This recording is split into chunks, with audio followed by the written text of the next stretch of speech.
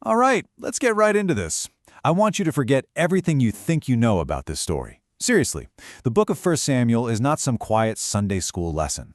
No, it's a political thriller. It's a psychological drama about the violent, brutal birth of a kingdom, and it is jam-packed with ambition, betrayal, and flat-out madness. Think about it. A nation gets tired of being ruled by God, so they demand a man. They want a king, but you really have to be careful what you wish for. From a young boy hearing a voice in the middle of the night to a literal giant terrorizing an entire army, the world is about to change forever. This is the story of how power corrupts and how heroes are forged in the most unexpected of fires. So to really get why this all explodes, you gotta understand the world before there were any kings. For centuries, Israel wasn't a unified country. Not at all. It was this loose, kind of messy confederation of tribes, led by these charismatic leaders they called judges. There was no central government, no standing army, not even a capital city. You know, the saying back then was basically, every man did what was right in his own eyes. Now, that might sound like freedom, but in reality, it was chaos. And knocking right at their door were powerful, organized enemies. The worst of them being the Philistines, a warrior people with superior iron weapons who basically owned the coast. The people were getting desperate for a whole new kind of leadership. I mean, you can see just how bad it was getting. Their whole identity was built on this idea of being delivered from slavery in Egypt and making a pact with God. But now, centuries later, that whole system felt like it was failing. With all the infighting and the constant threat from the Philistines, they looked around and just said, you know what, this isn't working anymore. They wanted something new. They demanded, give us a king to judge us just like all the other nations. And the man caught right in the middle of all this is Samuel. He's the last of his kind, a prophet, a priest, the final judge. He's their direct line to God. And he warns them, he says, look, a king will take your sons for his chariots, he'll take your daughters for his household, and he'll take the best of your fields for himself. But they just don't listen. The age of the judges is over. Samuel has no choice. He has to anoint a king. And so begins the story of Israel's very first king. A man who, on the surface, looked like the perfect answer to everyone's prayers. But deep down, he was carrying the seeds of his own spectacular downfall. A true, tragic figure. And you can see why they picked him. The people wanted someone to bring order, someone to build a real army and command it. And Saul? He ticked all the boxes. He was tall, he was handsome, came from a powerful family. I mean, he looked like a king. He even started out humble, wondering if he was even worthy of the job.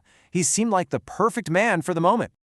So Samuel takes this flask of oil and pours it right over Saul's head. And you have to understand, this isn't just a coronation ceremony. To be anointed means you've been set apart by God himself, chosen for a divine purpose. Saul is now the Lord's anointed, the first ever king of Israel. The pressure on this guy is just immense.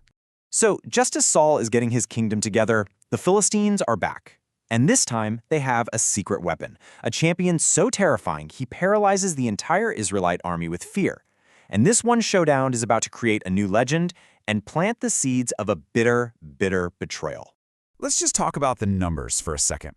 The Philistine champion, Goliath, he was over 9 feet tall. His spearhead alone weighed about 15 pounds. Just the tip of his spear. I mean, the scale of this man was just overwhelming. And for 40 days, he stands there and taunts the entire army, and nobody, not even King Saul, dares to face him.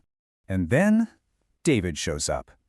While the entire army is frozen, waiting for some kind of miracle, David relies on something else entirely, pure skill. He was an expert with the shepherd sling.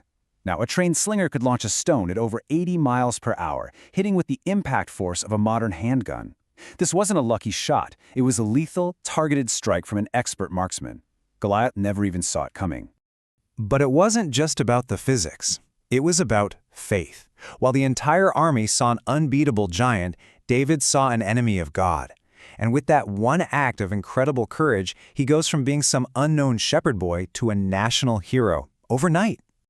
So the era of the kings has officially begun, and the stage is set for a massive conflict. If you want to see who survives the throne, you should definitely hit that subscribe button and join our Scripture Saga community. You don't want to miss what happens next.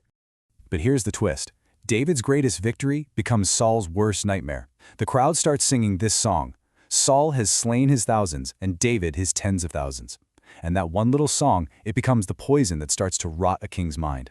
And the downward spiral is terrifyingly fast. David's victory leads to insane popularity, which fuels Saul's jealousy. And that jealousy just curdles into this paranoid madness. Suddenly, Saul starts seeing his most loyal and effective warrior, not as an asset, but as a rival for his throne. So in Saul's mind, this huge conspiracy is unfolding. See, Samuel has already told him that God has rejected him as king. So now he looks at David, this military genius who has the love of the people and apparently God's favor, and all he sees is the man who's coming to replace him. David becomes a mortal enemy in his eyes. Wait, so Saul actually tried to hunt David down in the wilderness for years? Oh yeah, that's exactly right. This isn't just some argument in the palace anymore. This turns into a multi-year manhunt across the wilderness of Judah. You've got the anointed king of Israel with the entire national army hunting down the man who God has secretly anointed as the next king, an outlaw running for his life. And this is where David's character is truly tested, because twice he has Saul completely at his mercy. Once in a dark cave, he gets close enough to secretly cut a piece off of Saul's robe just to prove he was there.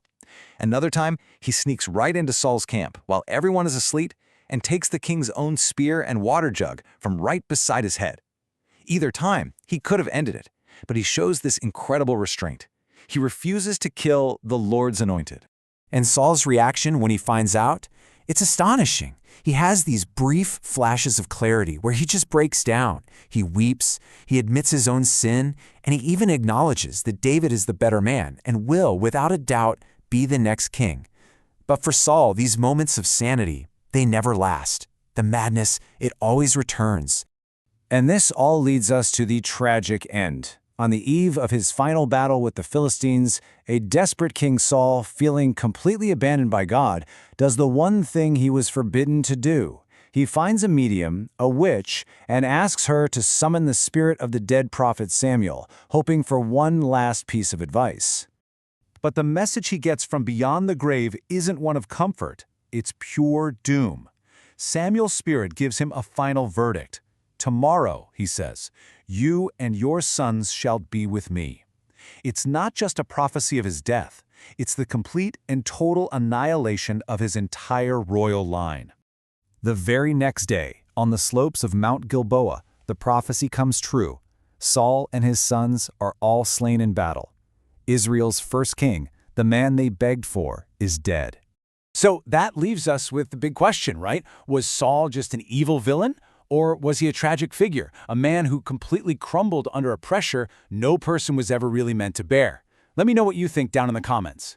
The first king is dead, the throne is now empty, and David is ready to lead.